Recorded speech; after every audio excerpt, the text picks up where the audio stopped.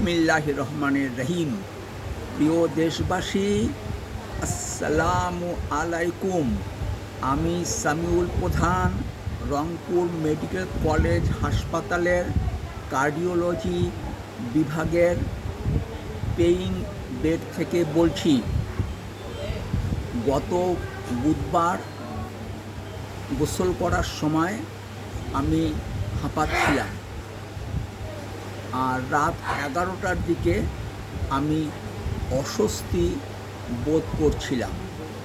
এরপরে প্রেশার মেপে দেখি আমার উপরেরটি 150 আর নিচেরটি 85।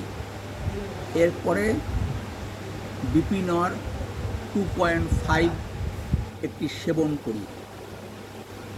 আজ বৃহস্পতিবার ফজরের আজানের পর আবার প্রেশার মাপি। প্রেশার মেপে দেখি আমার উপরেরটি 140 আর নিচেরটি 82। এরপর জিহ্বার নিচে নিডোকার্ড স্প্রে করি এবং রংপুর মেডিকেল কলেজ হাসপাতালে চলে আসি। এরপর আমাকে পেইং বেডে ভর্তি করানো হয়। ডক্টর নয়নের চিকিৎসাধীন আছি।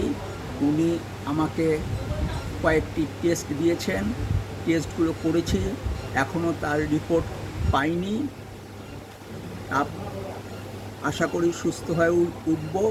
আপনারা আমার জন্য দোয়া করবেন। ফি আমানিল্লাহ। আল্লাহ হাফেজ। বাংলাদেশ জিন্দাবাদ।